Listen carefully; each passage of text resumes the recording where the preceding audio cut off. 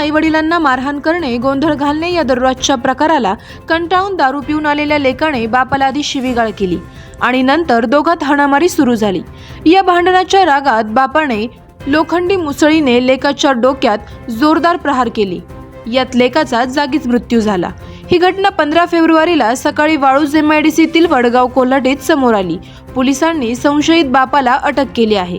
नारायण विनायकराव तुपे, वय वर्ष 32, राहणार वडगाव कोल्हाटी असे हत्या झालेल्या मुलाचे नाव आहे। विनायक तुपे असे हत्या करणाऱ्या पित्याचे नाव आहे।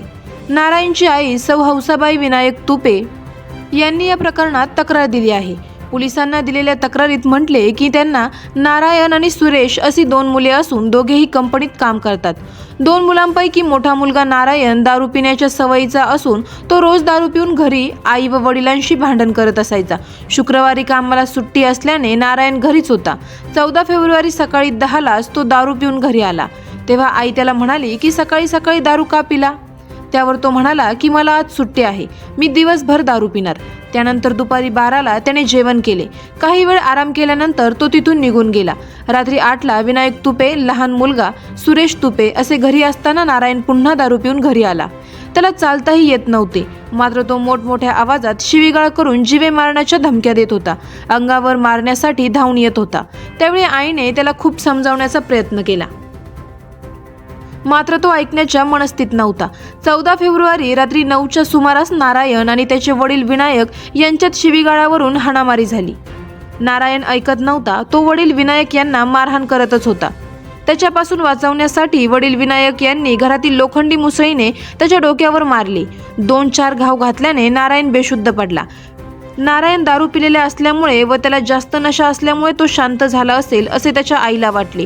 डोक्यातून रक्त निघत असल्याने हौसाबाई यांनी पतीला आपण नारायणला दवाखान्यात घेऊन जाऊ असे सांगितलं, मात्र नारायणची रोजची किरकिर आहे त्यामुळे त्याला दवाखान्यात घेऊन जायचे नाही, तू काही एक बोलायची नाही असे म्हणून पतीला शांत केले। 15 फेब्रुवारीला पहाटे 5च्या सुमारास नारायणला आवाज दिल्याने त्याची काहीही प्रतिक्रिया येत नसल्याने हौसाबाई यांनी भाऊ गोरखनाथ आळेकर यांना कॉल करून बोलावून घेतले।